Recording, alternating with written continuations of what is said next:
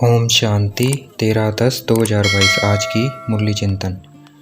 हमारे दिल में खुशी की शहनाई बजनी चाहिए, क्योंकि परमपिता परमात्मा आए हुए हैं हाथ में हाथ देकर साथ ले जाने के लिए। अब हमारे सुख के दिन आए के आए।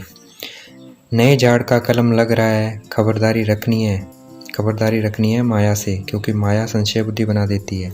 अगर बुद्धि में बाप की याद नहीं होगी तो मुरझा जाएंगे। धंधा आदि करते बुद्धि से बाप को याद करते रहना है, इसमें मेहनत है।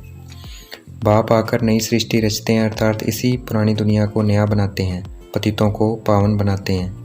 इस वक्त दुनिया बिल्कुल पतित तमो प्रधान बन गई है, तो यहाँ देह के संबंध और देह के धर्म सब दुख देने वाले हैं। शिव बाबा दुख करता सुख करता है, इस दुख धाम को सुख धाम बनाने आए हैं।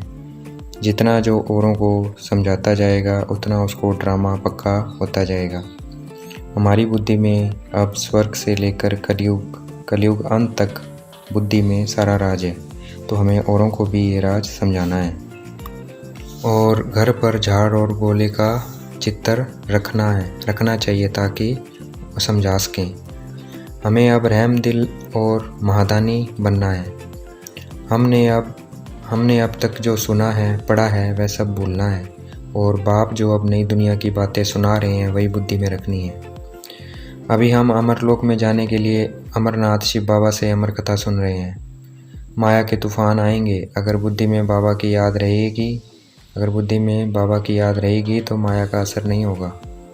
नॉलेजफुल बाप हमें वृक्ष और ड्रामा की फुल नॉलेज दे रहे हैं। इस कारण परमात्मा को ज्ञान का सागर बीज रूप कहा जाता है।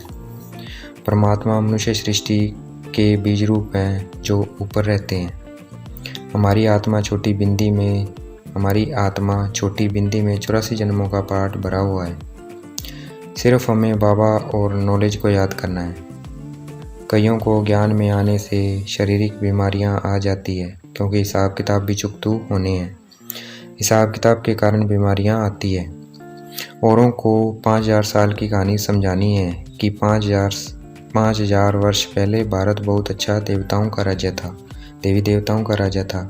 उन्होंने ये राजाई इसी ईश्वरीय पढ़ाई अर्थात राजयोग से पाई थी।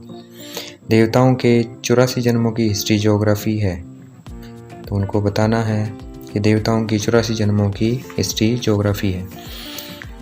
कॉलेज, यूनिवर्सिटी और हॉस्पिटल में जाकर कहना है कि आप इतने बीमार पड़ते हो, हम आपको ऐसी दवाई देंगे जो आप 21 जन्म बीमार ही नहीं पड़ोगे।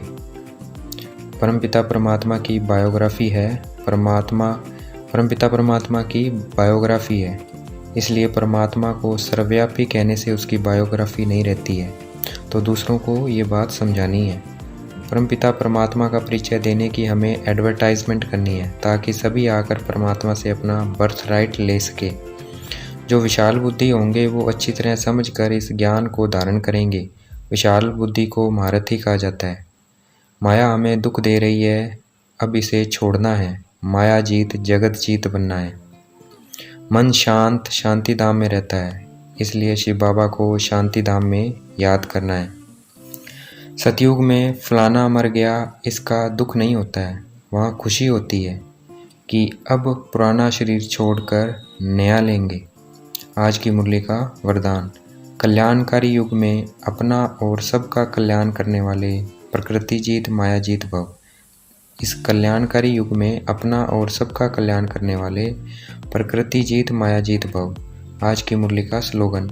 न्यारे प्यारे होकर कर्म करने वाले ही संकल्पों पर सेकंड में फुल स्टॉप लगा सकते हैं।